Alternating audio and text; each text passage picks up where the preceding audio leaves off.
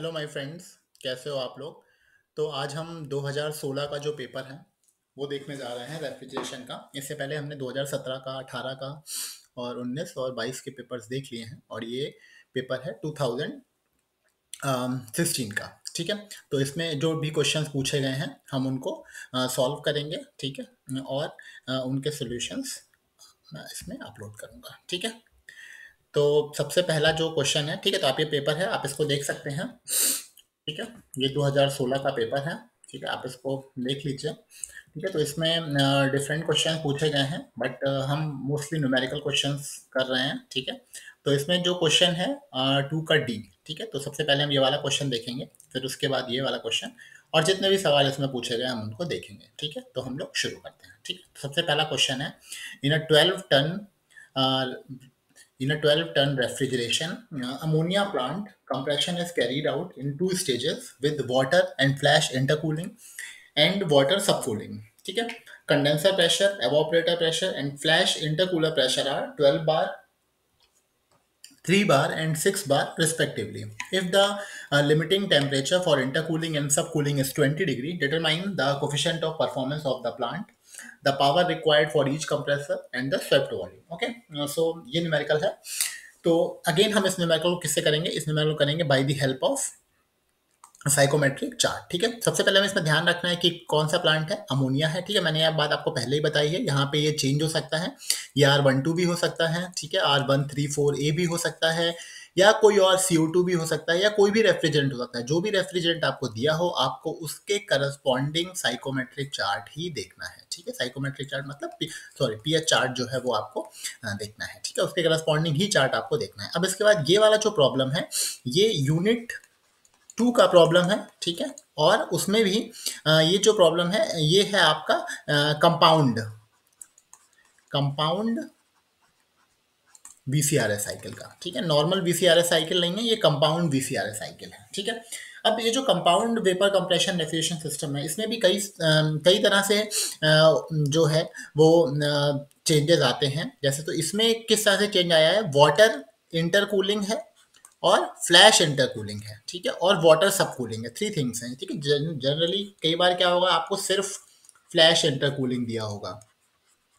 ठीक है, कई बार आपको सिर्फ वाटर इंटरकूलिंग दिया होगा। ठीक है, और हो सकता है आपको सिर्फ वाटर सब कूलिंग ही दिया हो। ठीक है, तो इस तरह से चेंजेस हो सकते हैं आपके न्यूमेरिकल में। ठीक है, लेकिन इस क्वेश्चन में क्या है, वाटर इंटरकूलिंग भी है, फ्लैश इंटरकूलिंग भी है और वाटर सब कूलिंग भी है। ठीक है, अब हम इसका देखते हैं डायग्राम। ठीक है, तो ये इसका पीएच चार्ट है, ये इसका पीएच डायग्राम है। पीएच डायग्राम इसका इस तरह से बनेगा और ये इसका सिस्टम डायग्राम है। ठीक है, एवापोरेटर है। ठीक है, कंप्रेसर है। ठीक है, पहला कंप्रेसर है, दूसरा कंप्रेसर है, ये यहाँ पे वाटर इंटरकूलर लगा हुआ है, ये लिक्विड सब कूलर लगा हुआ है, और ये क्या है, ये फ्लैश इंटरकूलर है। ठीक है, ये फ्लैश चैम्बर नहीं है, ये फ्लैश इंटरकूलर है। ठीक है, फ्लैश चैम्बर और फ्लैश इंटरकूलर में डिफरेंस होता है। ठीक है, ये बेसिकली फ्लैश इंटरकूलर, जब फ्लैश इंटरकूलिंग होगी तो बेसिकली कूलिंग होगी अप टू दिस पॉइंट 4। ठीक है, up to this vapour line. ठीक है, तो ये चीज आप ध्यान रखिएगा। तो ये फ्लैश इंटरकूलिंग है।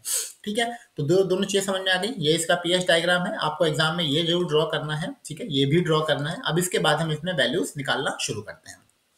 ठीक है, तो हम इसका चार्ट देख लेते हैं। ठीक है, ये इसका R717। ठीक है, R717 क्या है, हमारा अमोनिया है। अब इसमें सबसे पहले उसने हमें 3 प्रेशर दे रखे हैं। एक दे रखा है 12 बार। ठीक है, अगर आप देखेंगे, एक दे रखा है 6 बार और एक दे रखा है 3 बार। ठीक है, ये आप प्रेशर देख सकते हैं, ये दिया हुआ है हमें 12 बार, 3 बार और 6 बार। ठीक है, तो 3 प्रेशर दिए हुए हैं हमें।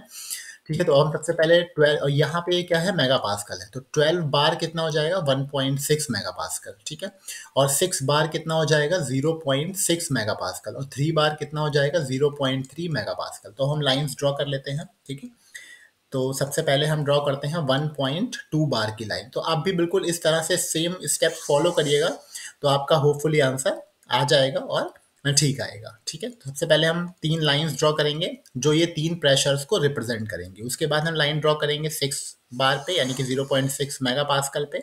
ठीक है, आप ऐसी लॉन्ग लाइंस ड्रॉ कर लीजिएगा, और फिर उसके बाद लाइन ड्रॉ करेंगे 3 बार पे, यानी कि 0.3 मेगा पास्कल पे। ठीक है, तो ये 3 लाइंस ड्रॉ हो गई हमारी। This is our first step. उसके बाद सेकेंड स्टेप क्या है, सेकेंड स्टेप है जहाँ पे ये लाइन स्ट्राइक कर रही है इस वाली लाइन को, ये पॉइंट 1 हो जाएगा, ठीक है। तो आप 1 पॉइंट पे एंथैल्पी देख लीजिए, ठीक है। तो इस आप एक काम कर सकते हैं, यहाँ से एक वर्टिकल लाइन ड्रॉ कर लीजिए अगर आपको एंथैल्पी देखनी। देखिए अब ये वाली जो लाइन है, ठीक है, ये लाइन किस किस के बीच में लाई कर रही है, एक 1400 के बीच में लाई कर रही है, ठीक है। ये देखिए ये वाला पॉइंट है, इस लाइन को मैं ऊपर की तरफ ड्रॉ कर देता हूँ, ठीक है। तो ये हमारी 1400 की लाइन हो जाएगी और एक लाइन हो जाएगी हमारी ये वाली, जो ये डॉटेड लाइन आपको दिख रही है, ये हमारी किसकी हो जाएगी 1600 की, ठीक है। तो मैं इसे ऊपर तक ड्रॉ कर देता हूँ ताकि आपको इसे ध्यान रहे, ठीक है। अब हमारी जो भी एंथैल्पीज आएंगी वो इन दो लाइंस के बीच में ही रहेंगी, ठीक है। ये वाला पॉइंट जो है, तो ये पॉइंट हमारा 1 हो जाएगा। तो सबसे पहले हमारा क्या होगा, 1 से 2, ठीक है। सबसे पहले 1 से 2 क्या होगा हमारा, कंप्रेशन होगा, ठीक है। आप यहाँ पे देख सकते हैं ये वाला, ये जो 1 से 2 दिख रहा है आपको, ये वाला जो पॉइंट दिख रहा है 1 से 2, ठीक है। ये जो पॉइंट है 1 से 2, ठीक है। तो सबसे पहले हमें 1 पॉइंट इनलेट होगा और 2 पॉइंट हमारा क्या होगा, 2 पॉइंट हमारा आउटलेट होगा इस कंप्रेसर का, ठीक है। तो जो कंप्रेशन प्रोसेस होती है वो बेसिकली कैसी होती है, एक आइसेंट्रोपिक प्रोसेस होती है, यानी कि कांस्टेंट एंट्रोपी के अलोंग मूवमेंट होता है। तो हम क्या करेंगे, हम यहाँ से एक लाइन ड्रॉ करेंगे, जो ये दो दो हमारी कांस्टेंट एंट्रोपी की लाइन दिख रही है, इन दोनों लाइंस के बीच से इस वाली लाइन के पैरेलल एक लाइन ड्रॉ करेंगे, ठीक है। तो ये हमारा क्या हो जाएगा, ये हमारा सेकेंड स्टेप हो जाएगा, ठीक है। तो सबसे पहले आप H1 देख सकते हैं, H1 की वैल्यू अब ठीक है। तो ये वाला पॉइंट 2 हो जाएगा। इसके बाद हम क्या करेंगे, इसको वाटर इंटरकूलर से पास करेंगे, ठीक है। तो वाटर इंटरकूलर से जब पास करेंगे तो हमें कौन सा पॉइंट मिल जाएगा, पॉइंट 3, ठीक है। मैं इसको यहाँ पे शो कर देता हूँ, ये देखिए, ठीक है। तो सबसे पहले इसको किससे पास करेंगे, वाटर इंटरकूलर से पास होगा, और हमें पॉइंट कौन सा, ये देखिए 1 से 2 ड्रॉ कर लिया, फिर हम वाटर इंटरकूलर से पास करेंगे और पॉइंट कौन सा मिल जाएगा, 3। और 3 पॉइंट के बाद हम इसको किससे पास करेंगे, फ्लैश इंटरकूलर से, और हमें पॉइंट कौन सा मिल जाएगा, पॉइंट 4, ठीक है। तो ये हमारा पॉइंट 3 है, ये पॉइंट 4 है, और पॉइंट 4 से 5 क्या होगा हमारा, कंप्रेशन होगा। अभी हमने पॉइंट 1 देखा, ठीक है, आपने देख लिया, पॉइंट 1 हमने मार्क कर लिया है, पॉइंट 2 हमने मार्क कर लिया है, ठीक है। अब हमें पॉइंट कौन सा मार्क करना है, पॉइंट 3 हमें मार्क करना है।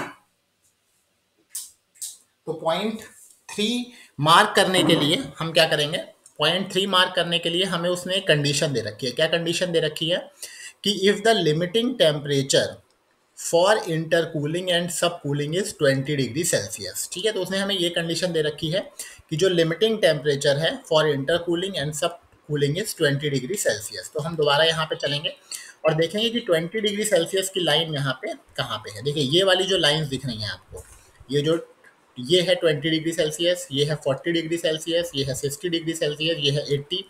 अब ये जो 20 डिग्री सेल्सियस की लाइन है, ये देखिए लाइन यहाँ पे कर्व हो रही है, ठीक है। ये लाइन यहाँ पे कर्व हो रही है, तो ये वाली लाइन जहाँ पे इसको कट करेगी, इस वाले पॉइंट को, यहाँ तक ये वाला पॉइंट हमारा कौन सा हो जाएगा, पॉइंट नंबर 3, ठीक है। ये हमारा पॉइंट नंबर 1 है, ठीक है। ये पॉइंट नंबर 2 है, और जहाँ पे ये वाली लाइन इसको स्ट्राइक करेगी, मैं इसको एक और कलर से बनाऊं ताकि आपको ये और अच्छे से समझ में आए, ये वाला जो पॉइंट होगा हमारा, ये पॉइंट क्या हो जाएगा हमारा, पॉइंट 3, ठीक है। होपफुली आपको दिख रहा होगा ये, एक मिनट, ये वाला जो पॉइंट हो जाएगा हमारा, ये हो जाएगा पॉइंट 3। अब पॉइंट 4 कौन सा होगा, इसी लाइन के आगे बढ़ जाएंगे तो ये वाला पॉइंट हो जाएगा हमारा पॉइंट नंबर 4, ठीक है। पॉइंट नंबर 4 पता चल गया। अब 4 से 5 ये वाली जो लाइन्स आप देख रहे हैं ना, ये 1, ये 2, ये लाइन्स हमारी कौन सी हैं, कांस्टेंट एंट्रोपी की लाइन्स हैं ये, ठीक है। तो जब भी हमें कोई कांस्टेंट एंट्रोपी की प्रोसेस को ड्रॉ करना हो, इस जितनी जिनको भी मैं हाईलाइट कर रहा हूँ, ये सारी कौन सी लाइन्स हैं, कांस्टेंट एंट्रोपी की लाइंस हैं, ठीक है। तो अब हमें 4 से 5 की ओर मूव करना है, ठीक है। मैं इसे थोड़ा जूम भी कर देता हूँ, देखिए आपको दिख रहा होगा पॉइंट 4 अच्छे से यहाँ पे मार्क हो रहा है। ये पॉइंट है हमारा 4, ये पॉइंट है हमारा 3। अब 4 से जब 5 की तरफ हमें जाना है तो बेसिकली हमें क्या करना पड़ेगा, ये जो दो पैरेलल लाइंस दिख रही है, जो 1 है और 2, इन दोनों के ही पैरेलली आपको मूव करना होगा, ठीक है। इनके पैरेलल आपको मूव करना होगा, ठीक है। तो मैं इसे दोबारा से छोटा करके ड्रॉ करता हूँ, ठीक है। तो इनके पैरेलल हम मूव करेंगे और ये कहीं यहाँ पे स्ट्राइक करेगा, ठीक है। तो ये पॉइंट हमारा हो जाएगा पॉइंट नंबर 5, ठीक है। तो ये वाला पॉइंट हमारा आ जाएगा पॉइंट नंबर 5, ठीक है। होपफुली आपको ये चीज़ समझ में आई। ठीक है। तो हमने सारे पॉइंट्स मार्क कर लिए, पॉइंट 4, 5, 3, 2 और 1, ठीक है। ये पॉइंट हमारा 1 हो जाएगा, ठीक है। तो मैं इसको स्केल से ड्रॉ कर देता हूँ ताकि ये लाइन हमें अच्छे से दिख जाए, ठीक है। इसको मैं स्केल से ड्रॉ करता हूँ तो ये और अच्छे से आपको समझ में आएगी, ठीक है। तो ये पॉइंट 4 है और ये पॉइंट हमारा 5 है, ठीक है, ये, ठीक है। ठीक है, पॉइंट 3 मिल गया, पॉइंट 4 मिल गया, पॉइंट 5। अब हमें क्या करना है, इसके बाद हमें कौन सा पॉइंट मार्क करना है, मार्क करना है पॉइंट 6 और पॉइंट 7, ठीक है। तो पॉइंट 6 कौन सा होगा, ये वाला पॉइंट जहां पे ये इसको स्ट्राइक कर रही है, ठीक है। जहां पे ये इसको स्ट्राइक कर रहा है, ये वाला पॉइंट जहां पे ये वाला पॉइंट हो जाएगा हमारा पॉइंट नंबर 6, ठीक है। ये वाला पॉइंट हो जाएगा हमारा पॉइंट नंबर 6। अब पॉइंट नंबर 7 हमारा कहाँ पे लाई करेगा,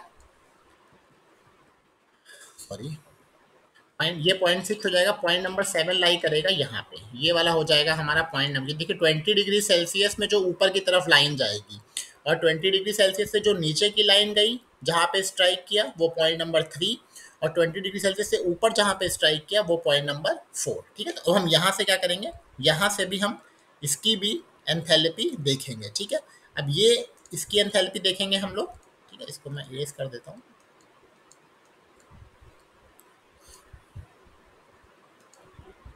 ठीक है। तो यहाँ से हम एक स्ट्रेट लाइन ड्रॉ करेंगे और ये स्ट्रेट लाइन कहाँ तक जाएगी, ये स्ट्रेट लाइन जाएगी इस वाले पॉइंट तक, जो हमारा 6 का प्रेशर है वहां तक, ठीक है। ये जो 6 बार का प्रेशर है वहां तक ये लाइन मूव करेगी, उसके बाद दोबारा इसमें कूलिंग होगी, ठीक है, दोबारा कूलिंग होगी और फिर ये कूलिंग कहाँ तक होगी, अप टू दिस लाइन, ठीक है, up to this liquid line, और यहाँ से फिर से इसमें एक्सपेंशन होगा अप टू पॉइंट दिस, ठीक है। तो ये इस तरह से इसमें मूवमेंट होगा। तो ये वाले पॉइंट भी हम इसमें मार्क कर लेते हैं, ठीक है। तो ये वाला पॉइंट हो जाएगा हमारा, ये पॉइंट है 5, ये पॉइंट है 6, ये पॉइंट है 7, ठीक है, ये पॉइंट है 8 और ये पॉइंट है हमारा 9 और ये पॉइंट है हमारा 10, ठीक है। तो हमने सारे पॉइंट्स इसमें मार्क कर लिए, जैसे यहाँ पे मार्क है वैसे ही सारे पॉइंट हमने यहाँ पे भी मार्क कर लिए हैं, ठीक है। अब हमें क्या करना है, अब हमें देखनी है एंथैल्पीज, पॉइंट 1 पे, पॉइंट 2 पे, ठीक है, पॉइंट 3 पे, पॉइंट 4 पे, पॉइंट 5 पे, पॉइंट 6 पे, पॉइंट 7 पे, पॉइंट 8 पे, पॉइंट 9 और पॉइंट 10, सारे पॉइंट्स पे हमें एंथैल्पी देखनी है, ठीक है। तो पॉइंट 1 की एंथैल्पी जैसे हम देखें, मान लीजिए, ठीक है, तो मैं आपको एक इसको थोड़ा जूम कर देता हूँ ताकि आपको ये एंथैल्पी अच्छे से दिख जाए, ठीक है। तो पॉइंट 1 की एंथैल्पी देखिए, ये वाली लाइन कौन सी है, ये लाइन 1400 की है और ये लाइन है 1600 की। तो हमारी सारी जो एंथैल्पीज होंगी वो 1400 और 1600 के बीच में ही लाई करेंगी। देखिए कोई भी पॉइंट जो है वो 1600 लाइन के बाहर नहीं जा रहा है, तो यानी कि हमारी जो एंथैल्पीज हैं वो 1400 और 1600 के बीच में ही लाई करेंगी। तो अब पॉइंट 1 की एंथैल्पी कितनी हो जाएगी, ठीक है। आप देखिए, इसको मैं फिर से छोटा कर देता हूँ, ठीक है। देखिए पॉइंट 1 जो है हमारा, ये 1400 की लाइन है और ये वाली लाइन सपोज कर लीजिए 1500 की है, ठीक है, ये वाली लाइन 1500 की है। तो इस वाले पॉइंट 1 की एंथैल्पी कितनी हो जाएगी, आप लिख लीजिए, पॉइंट 1 की एंथैल्पी हो जाएगी 1420, ठीक है। पॉइंट 1 की एंथैल्पी हो जाएगी 1420, ठीक है। इसी तरह से पॉइंट 2 की एंथैल्पी कितनी हो जाएगी, पॉइंट 2 की एंथैल्पी हो जाएगी जितनी भी आपको अंदाजे से लग रही हो, ठीक है। मैंने जैसे लिख रखी है 1520। ऐसे ही पॉइंट 3 की एंथैल्पी कितनी हो जाएगी 1480, ठीक है। और पॉइंट 4 की एंथैल्पी हो जाएगी 1450, ठीक है। तो इस तरह से आप हर पॉइंट की एंथैल्पी देख सकते हैं, ठीक है। पॉइंट 5 की भी एंथैल्पी देख सकते हैं। अब यहाँ पे आते हैं पॉइंट 6 में।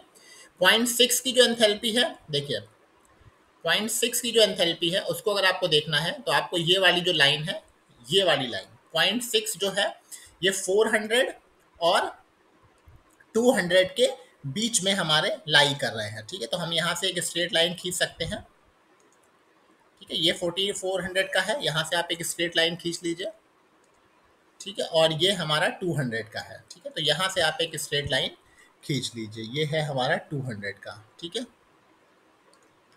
तो आप देखेंगे कि जो भी एंथैल्पी पॉइंट्स हैं हमारे इसमें, देखिए 6 या फिर 7 या फिर 8, ठीक है, या फिर 9, 10, ये किस किस के बीच में लाई कर रहे हैं, 200 और 400 के बीच में। यहाँ किसके बीच में लाई कर रहे थे, 1400 और 1600 के बीच में, ठीक है। तो आपको इन्हीं दोनों के बीच में एंथैल्पीज लिखनी है, ठीक है। तो मैंने जो एंथैल्पी अपने आप से देखी थी उसको मैंने रिकॉर्ड कर दिया था, ठीक है। तो मैं इसको सारा डाटा को क्लियर कर देता हूँ, आप इसका एक स्क्रीनशॉट ले लीजिएगा, ठीक है। और एंथैल्पी अपने आप से एक बार लिख के देखिएगा, ठीक है। मैंने एंथैल्पी जो लिखी थी वो मैं यहाँ पे आपको लिख दे रहा हूँ, ठीक है, ताकि हमें न्यूमेरिकल में, ताकि हम न्यूमेरिकल को आगे कर सकें, ठीक है। तो मेरे जो मैंने देखी थी उस हिसाब से H1 मेरा कितना आ रहा था, H1 मेरा आ रहा था 1420, ठीक है, किलो जूल पर केजी, ठीक है। H2 मेरा आ रहा था 1510 किलो जूल पर केजी, ठीक है। H3 मेरा आ रहा था 1480 किलो जूल पर केजी, ठीक है। और H4 जो मेरा आ रहा था वो आ रहा था 1450 किलो जूल पर केजी। H5 मेरा आ रहा था 1530 किलो जूल पर केजी, ठीक है। इसके बाद H7, ठीक है। H6 से तो हमें कोई मतलब नहीं है, हमें मतलब है H, ये वाला जो पॉइंट है हमें मतलब है H7 से, और H7 की एंथैल्पी जो हो जाएगी वो हो जाएगी 300, ठीक है। H7 की एंथैल्पी हो जाएगी हमारी 300, 300 किलो जूल पर केजी, ठीक है। और उसके बाद जो एंथैल्पी H7 की है वही एंथैल्पी किसकी होगी, H8 की। देखिए यहाँ से देख सकते हैं जो एंथैल्पी H7 की है वही एंथैल्पी H8 की भी होगी, जो एंथैल्पी H9 की है वही एंथैल्पी H10 की भी होगी। तो H7 is equal to H8, और H9 की एंथैल्पी कितनी है, H9 की एंथैल्पी है 240 किलो जूल पर केजी, ठीक है। तो होपफुली आपको इन दोनों डायग्राम से, इस वाले डायग्राम से और इस वाले डायग्राम से एंथैल्पीज लिखना आ गया होगा, ठीक है। अगर आपने एक बार एंथैल्पी लिख ली, ठीक है, तो आप फिर इसके बाद इसके जो भी चीज़ें हैं उसको आप इवेलुएट कर सकते हो, ठीक है। तो सबसे पहले इसमें, अब हम इसमें नेक्स्ट स्टेप क्या करेंगे, इसमें हम निकालेंगे कोफिशिएंट ऑफ परफॉर्मेंस। तो कोफिशिएंट ऑफ परफॉर्मेंस जो होता है, कोफिशिएंट ऑफ परफॉर्मेंस ये किसका रेशियो होता है, refrigeration effect divide by work done, ठीक है। तो हमें पहले वर्क डन निकालना पड़ेगा, उसका रेफ्रिजरेशन इफेक्ट तो हमें दिया हुआ है 12 टन, ठीक है। वर्क डन हमें निकालना पड़ेगा। तो अब वर्क डन निकालने के लिए हम क्या करेंगे, work done is equal to क्या होता है, वर्क डन होता है mass flow rate into work done in compression. तो यहाँ पे बेसिकली दो मास फ्लो रेट है, एक M1 है, अब आप देखिए यहाँ से, ठीक है, ये देखिए क्या है, ये एवापोरेटर है, यहाँ पे मास M1 फ्लो कर रहा है, ठीक है, यहाँ से मास M1 आएगा और यहाँ पे मास M2 फ्लो कर रहा है, ठीक है। तो हम क्या करेंगे, यहाँ पे हीट एक्सचेंजर के ऊपर या फ्लैश इंटरकूलर के ऊपर मास को बैलेंस करेंगे। तो देखिए 0.3 और 0.8, ठीक है। तो 0.3 पे मास है M1 और एंथैल्पी है H3, प्लस 0.8 पे मास है M2 और एंथैल्पी है H8, ठीक है, इज इक्वल टू इस वाले पॉइंट, ये वाला पॉइंट कौन सा है, 0.4, 0.4 पे मास है M2 और एंथैल्पी है H4, प्लस 0.9 पे, 0.9 पे मास है M1 और एंथैल्पी है H9, ठीक है। तो हम M1 को एक तरफ ले लेते हैं, तो ये हो जाएगा M1 H3 minus H9 is equal to M2 H4 minus H8, ठीक है। तो M1 कितना हो जाएगा हमारा, M1 हो जाएगा M2 H4 minus H8 divide by H3 minus H9, ठीक है। अब M1 तो हमें पता है, M1 हम निकाल सकते हैं। तो देखिए जो work done low pressure compressor में होगा वो कितना होगा, वो हो जाएगा M1 H2 माइनस H1, और जो वर्क हाई कंप्रेशर प्रेशर में होगा वो कितना हो जाएगा, M2 H5 माइनस H4। तो टोटल जो वर्क डन हो जाएगा वो हो जाएगा M1 H2 minus H1 plus M2 H5 minus H4, ठीक है। तो ये हमारा टोटल वर्क डन हो जाएगा। तो हमें H2 H1 और H5 H4 तो पता है, लेकिन हमें M2 नहीं पता है और M1 भी नहीं पता है। तो पहले हम M1 निकाल लेते हैं, ठीक है।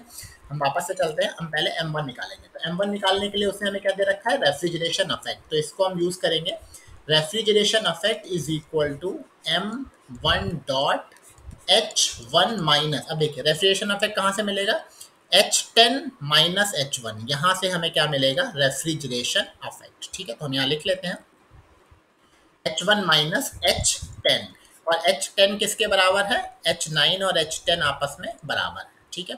तो रेफ्रिजरेशन इफेक्ट कितना दिया है 12 टन, एक टन में कितना होता है 3.5, तो 12 into 3.5 is equal to m1 dot h1 कितना दिया हुआ है हमारा 1420 माइनस h10 हमें कितना दिया हुआ है 240, तो यहाँ से आप सॉल्व कर लीजिए तो आपको क्या मिल जाएगा m1 डॉट। ठीक है, तो m1 डॉट हमारा कितना आ जाएगा, m1 डॉट हमारा आ जाएगा 2.13 kg पर मिनट। ठीक है, देखिए अब आप इसको सॉल्व करेंगे तो आपको जो आंसर मिलेगा वो केजी पर सेकंड में मिलेगा। ठीक है,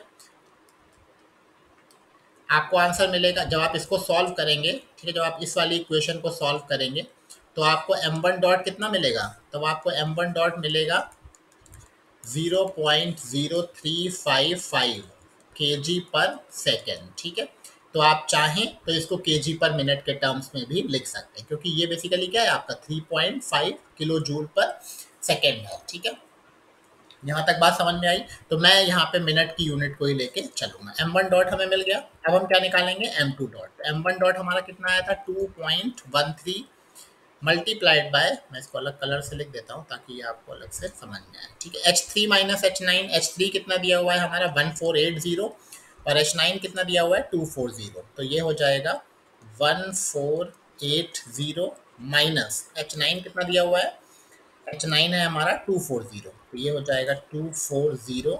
ठीक है, डिवाइड बाय h4 कितना दिया हुआ है हमारा 1450, h4 हो जाएगा 1450 माइनस h8 कितना दिया हुआ है 300।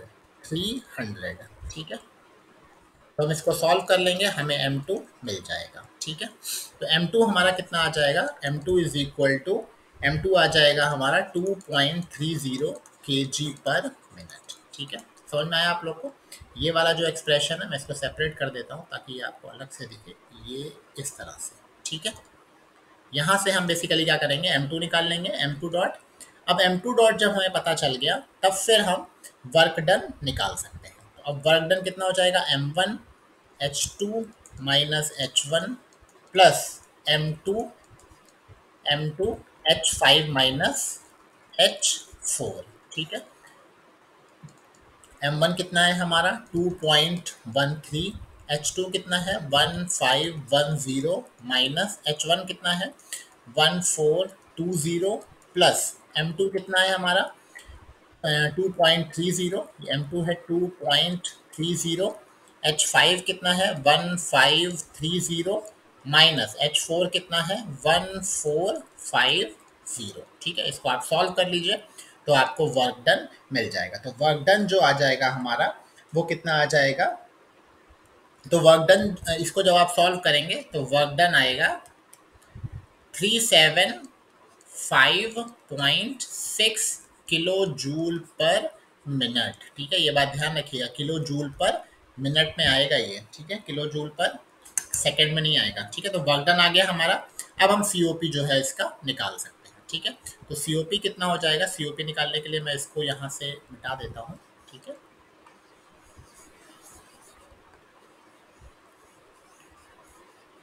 ठीक है, तो हमने पावर रिक्वायर्ड निकाल लिया। ठीक है, इसमें पावर रिक्वायर्ड चाहिए तो आप फॉर ईच उसके लिए भी निकाल सकते हैं, अलग अलग भी निकाल सकते हैं, और चाहो तो पावर रिक्वायर्ड एक कंबाइन भी निकाल सकते हैं। ठीक है, नेक्स्ट हमारा सीओपी कितना हो जाएगा, सीओपी हो जाएगा रेफ्रिजरेशन इफेक्ट यानी कि 12 इंटू 210। ठीक है, किलो जूल पर मिनट। ठीक है, ये बात ध्यान रखिएगा, यहाँ 210 किया है, यहाँ पे 3.5 किया है। अगर आपको किलो जूल पर सेकेंड, देखिए मैं यहाँ लिख देता हूँ, जो 1 टन होता है 1 ton is equal to 3.5 kilojoule per second या फिर 210 किलो जूल पर मिनट। ठीक है, तो सीओपी कितना हो जाएगा 12 इंटू 210 डिवाइड बाय 375.6। ठीक है, इसको सॉल्व कर लीजिए तो आपको मिल जाएगा आपका सीओपी। ठीक है, डिवाइड बाय 375.6। ठीक है, ये आ जाएगा 6.70। ठीक है, तो इतनी सीओपी इसमें मिलेगी। ठीक है, यहाँ पे जो वर्क डन निकाला है ये टोटल निकाला है। ठीक है, अगर आपको वर्क डन ईच कंप्रेसर के लिए निकालना है तो आप सिंपली क्या कर सकते हैं m1 h2 माइनस h1। ठीक है, और m2 H5 माइनस H4, तो आपको अलग अलग कंप्रेसर के लिए भी वर्क डन मिल जाएगा। ठीक है, लास्ट चीज है इसमें स्वेप्ट वॉल्यूम, तो सीओपी कितना आ जाएगा 6.7, टोटल वर्क डन कितना आ जाएगा 375.6।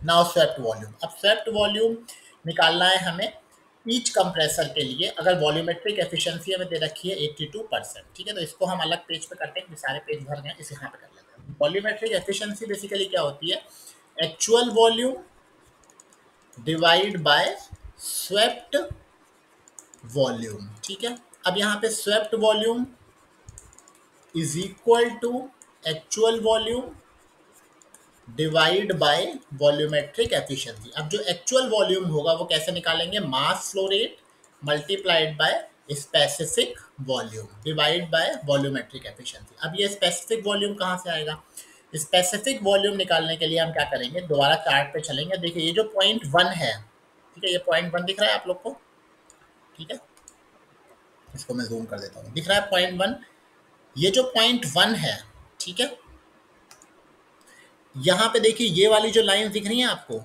ये किसकी है, ये डेंसिटी की लाइन है। आप देखिए ये जो पॉइंट 1 है, ये इन ये जो डैश डैश सी लाइन दिख रही है, ये वाली डैश लाइन इन दोनों लाइंस के बीच में लाई कर रहा है। पॉइंट 1 देखिए इन दोनों लाइंस के बीच में लाई कर रहा है। ठीक है, मैं इसको मिटा देता हूँ थोड़ा सा और अच्छा दिखे आपको। ठीक है, ठीक है, ये ठीक है, जो पॉइंट 1 है ये हमारा इन दो लाइंस के बीच में लाई कर रहा है। ये देखिए जो डैश लाइंस है ना, 3 और 2, 2 के ज़्यादा पास है। ठीक है, 2 के ज़्यादा पास है।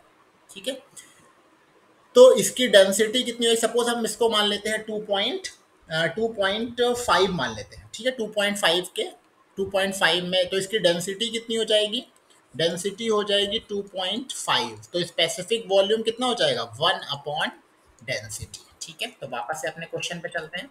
तो यहाँ पे मास flow rate m1 multiplied by specific volume कितना हो जाएगा 1 upon 2.5 divide by volumetric efficiency कितनी दे रखी है 0.82। और m1 हमने कितना निकाला था, m1 हमने निकाला था 2.13, तो ये हो जाएगा 2.13 इंटू 1 अपॉन 2.5 डिवाइड बाय 0.82। इसको सॉल्व कर लीजिए तो आपको क्या मिल जाएगा, आपको मिल जाएगा आपका स्वेप्ट वॉल्यूम, ये कितना आ जाएगा 1.03 मीटर क्यूब पर मिनट। ठीक है, मीटर क्यूब पर मिनट में ये आपको मिलेगा। ठीक है, ठीक, क्योंकि ये आपकी यूनिट क्या होगी, देखिए ये आपकी यूनिट होगी केजी, केजी पर सेकेंड, और ये आपकी यूनिट होगी मीटर क्यूब पर केजी। ठीक है, इसकी डेंसिटी की यूनिट क्या होती है केजी पर मीटर क्यूब, तो स्पेसिफिक वॉल्यूम की यूनिट क्या हो जाएगी मीटर क्यूब पर केजी, तो इसकी यूनिट हो जाएगी मीटर क्यूब पर केजी, और इसकी यूनिट क्या हो जाएगी केजी पर मिनट, तो केजी से केजी कैंसिल हो जाएगा, तो इसकी यूनिट क्या हो जाएगी मीटर क्यूब पर मिनट। तो ये तो फर्स्ट हो गया, फर्स्ट के लिए। स्वेप्ट वॉल्यूम सेकंड के लिए कितना हो जाएगा एक्चुअल वॉल्यूम, वहां पे वॉल्यूम कितना है, मास कितना है m2, और स्पेसिफिक वॉल्यूम आपको देखना पड़ेगा। तो हम दोबारा से चार्ट पे चलते हैं। अब देखिए जो पॉइंट 2 है, ये वाला जो पॉइंट है, ये किस किस के बीच में लाई कर रहा है, ये लाई कर रहा है 6 और 4 2 के 6 और 4 के बीच में, तो हम 5 मान लेते हैं इसको। ये पॉइंट कहाँ पे लाई कर रहा है, देखिए ये मैं आपको और क्लियर दिखाता हूँ। ये पॉइंट है ना, ये लाइन स्ट्रेट लाइन जा रही है। ठीक है, ये पॉइंट ये, ठीक है, तो ये किसके बीच में लाई कर रहा है 6 और 4 के बीच में लाई कर रहा है। ठीक है, ठीक है, ये पॉइंट था हमारा 4। ठीक है, ये लाइन है 6 और ये लाइन है 4, और ये है हमारा पॉइंट यहाँ कहीं पे। ठीक है, तो हमारा पॉइंट 6 और 4 के बीच में लाई कर रहा है, तो हम 5 मान लेते हैं, तो हमारा स्पेसिफिक वॉल्यूम कितना हो जाएगा 1/5। तो m2 कितना था हमारा 2 पॉइंट, m2 था हमारा 2, m1 ये था, m2 हमने कहाँ निकाला था, m2 था हमारा 2.30। ठीक है, तो m2 हो जाएगा 2.3 इंटू 1/5 डिवाइड बाय 0.82। ठीक है, इसको आप सॉल्व कर लीजिए तो आपको स्वेप्ट वॉल्यूम मिल जाएगा। स्वेप्ट वॉल्यूम कितना आ जाएगा आपका 0.6768। ठीक है, मैं भी एक बार सॉल्व कर लेता हूँ 0.82। ठीक है, 0.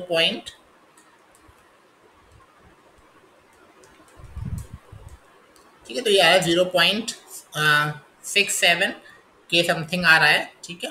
ये एक्चुअली आपका 5 से इसको आपको थोड़ा सा और एक्यूरेट देखना पड़ेगा, ठीक है। तो ये 4.5 के लगभग है, ठीक है। आप चाहो तो इसे 5 भी मान सकते हो, चाहो तो आप इसे 4.5 भी मान सकते हो, जितना भी आपको ये समझ में आए, ठीक है। तो मेरे को ये 5 समझ में आ रहा है, तो उस हिसाब से मेरा जो आ रहा है वो आ रहा है 0.567, ठीक है। अगर आपका ये थोड़ा सा चेंज आए तो उस हिसाब से थोड़ा सा आपका जो स्वेप्ट वॉल्यूम है वो चेंज हो जाएगा मीटर क्यूब पर मिनट, ठीक है। तो इस तरह से आपके सारे इसमें प्रॉब्लम्स जो है वो सॉल्व हो गए हैं। COP 6.67 आ जाएगा, मैं इसको डिलीट कर देता हूँ पूरा, ठीक है, या लिखा रख देता हूँ, ठीक है। तो इस तरह से आप इसको, इसका जो स्वेप्ट वॉल्यूम आ जाएगा वन, पहले वाले के लिए आ जाएगा 1.03, ठीक है। पहले वाले के लिए आ जाएगा 1.03 और दूसरे वाले के लिए आ जाएगा 0.567, ठीक है। तो इस तरह से आपके ये क्वेश्चन सॉल्व हो जाएंगे, ठीक है। तो होपफुली आपको न्यूमेरिकल समझ में आया होगा, ठीक है। थोड़ा लंबा न्यूमेरिकल है क्योंकि ये कंपाउंड VCRS साइकिल पे बेस्ड है, ठीक है। तो इसमें सबसे पहले आपको प्रेशर लाइंस ड्रॉ करनी है, फिर उसके बाद आपको ये पॉइंट्स लोकेट करने हैं, 1 2 1 2 3 4 5 6 7 8 9 10, ठीक है। देखिए एक चीज़ ध्यान रखिएगा कि जो एंथैल्पी की वैल्यूज़ हैं आपकी वो 1400 और 1600 के बीच में ही आएंगी, ठीक है। उसके बाहर नहीं जाएंगी, ठीक है। जब आप इसको पॉइंट्स को मार्क करेंगे और यहाँ पे 200 और 400 के बीच में ही आएंगे, ठीक है। थोड़ा बहुत वेरिएशन आएगा तो उतना वेरिएशन चल जाता है, ठीक है। तो होपफुली आपको ये अच्छा लगा होगा न्यूमेरिकल। अगर आपको पसंद आया हो तो आप इसको लाइक करिए, ठीक है, और सब्सक्राइब करिए। और 2016 के और क्वेश्चंस के लिए आप चेक करते रहिए इसको, मैं और क्वेश्चंस इसमें अपलोड कर दूंगा, ठीक है। पढ़ते रहिए। Thank you.